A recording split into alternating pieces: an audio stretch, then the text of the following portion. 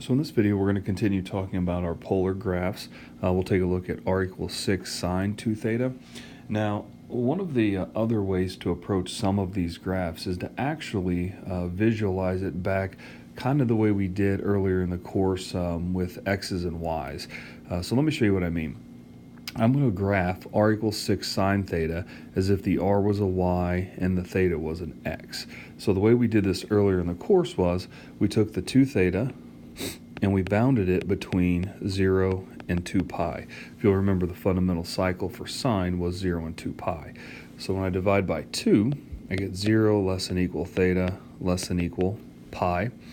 So for us to get a full cycle out of this graph, we now have a period of pi. So let me go ahead and sketch that. Now, again, I'm going to sketch it a little more so than I might have in the past, where we do just one cycle. I'm going to actually go out and graph 2 cycles here. So period being pi means that our tick marks are pi over 4 units away. So pi over 4, pi over 2, 3 pi over 4, and pi. So there's one cycle. Then we'll have 5 pi over 4. We'll have 6 pi over 4. We'll have 7 pi over 4. And the 8 pi over 4 would be the 2 pi. Now, we can see also we have an amplitude of 6. So this would be a 6 up here and a negative 6 here. And then I also remember that sine will start here at 0. We'll go up, down, and continue to oscillate all the way through. So I'm going to go ahead and mark those points. Starting here at 0, go up there, back down, down, up. So that you can see what I have so far. That's our one cycle. That would have been our fundamental cycle from earlier in the course. But I went ahead and extended this out. So we graph the second cycle now.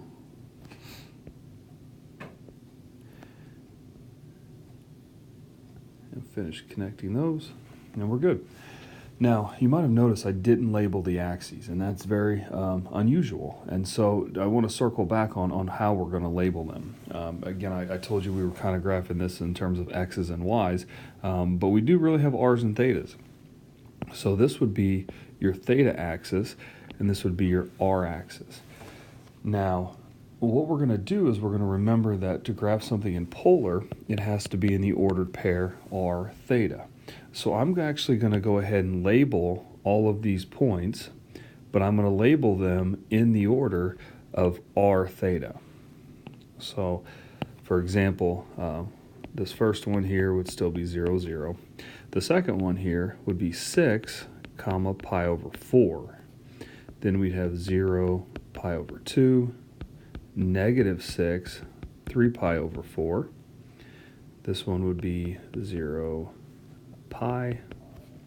We have a 6, 5 pi over 4, 0, 3 pi over 2, negative 6, 7 pi over 4, and finally 0, 2 pi. So again, these have all been labeled r theta. So now we're going to transition these blue points into the polar graph down here. So to start off, we'll start by going in order. I'll plot 0, 0, which would be at the pole, and then I'll continue plotting them in order. What you should notice here is that every time we cross the theta axis, 0, 0, 0 pi over 2, 0 pi, and 0, 3 pi over 2, and 0, 2 pi, these are all at the pole. So we'll start at the pole, we'll go out somewhere, we'll come back. We'll go out somewhere, we'll come back, we'll go out, come back, go out, come back. So let me go ahead and plot these now. So 0, 0, right there. 6 pi over 4, and you'll notice we don't have 6 concentric circles, so maybe we'll scale ours to 2, so each circle is 2. So maybe we'll call this r equals 2, r equals 4, r equals 6. So I'll graph along this circle right here. So we're at 6 pi over 4, be right there. And again, 0 pi over 2, back to the pole. Negative 6, and then 3 pi over 4 takes us all the way around now to this guy right here. So again, I move out, r equals -2, -4, -6. 3 pi over 4 brings us around the circle in the positive direction to this guy right here. Then we're back to the pole. Then we have 6, 5 pi over 4. So 5 pi over 4 would put us down here. Back to the pole.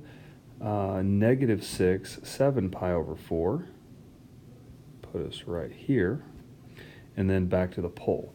Now you might have been wondering why earlier in the problem I said we're going to graph 2 cycles. And as you can see, we needed all of them to generate all of these points. And so you can really never go too far because if you do, you'll just keep getting repeated values. But you definitely don't want to not go far enough because if you do, you might be missing some stuff. With a little bit of experience, you'll understand very quickly how far you need to graph this thing in order to get this graph completed. So if we remember how we traced these points out, we went out, back to the pole, out, back to the pole, out, back to the pole, and back to the pole. So what this graph has given us now is a 4-petaled rose, All right, so for this example, we're going to do pretty much the same thing. It's now a cosine curve, and we have a 3 theta. So we'll take 3 theta, and we'll bound it between 0 and 2 pi, which gives us 0 less than equal theta less than equal 2 pi over 3. So that means our period is 2 pi over 3. And if I take this and I divide it by 4, remember that's going to give us the how far apart each of our tick marks is going to be. So if I divide that by 4, I end up with a pi over 6.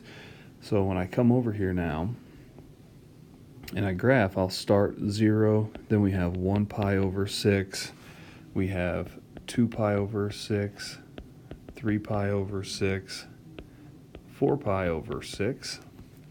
So there's one of our cycles, and I'll go a little bit further on this one as well. There's 5 pi over 6, 6 pi over 6 is pi, 7 pi over 6, 8 pi over 6, and 9 pi over 6 would be 3 pi over 2, and that's plenty far on a graph like this. Amplitude would be 2, so a 2 and a -2. And then to label our axes, I've got a theta axis and an r axis. And for cosine starts high and comes down low, and then back up, oscillating all the way through. So the points I have marked here are the points for the first cycle, and then it'll just repeat itself again. And I'll go ahead and connect these dots here without another full cycle because I think that's all we'll need for a graph like this. So if we did continue, we'd just come back up like that. So let me go ahead and label now r comma theta. So r would be 2, theta would be 0. Then we'd have 0 pi over 6.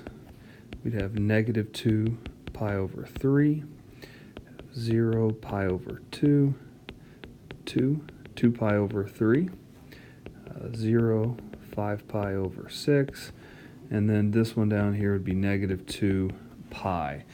And again, if we need more, we'll continue if we need to. So I'll go ahead and graph these now on the polar graph, remembering that anywhere the graph crosses the theta axis, you'll have a point at the pole. So the first one, 2, 0, would be right here. 0 pi over 6 puts us back at the pole. -2 pi over 3 puts us, it looks like right about there. And then back to the pole. +2, 2 pi over 3 puts us right here. And then back to the pole.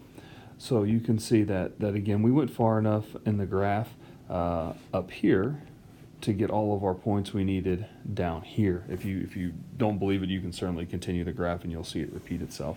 But the graph, when we trace itself out now, looks something like this.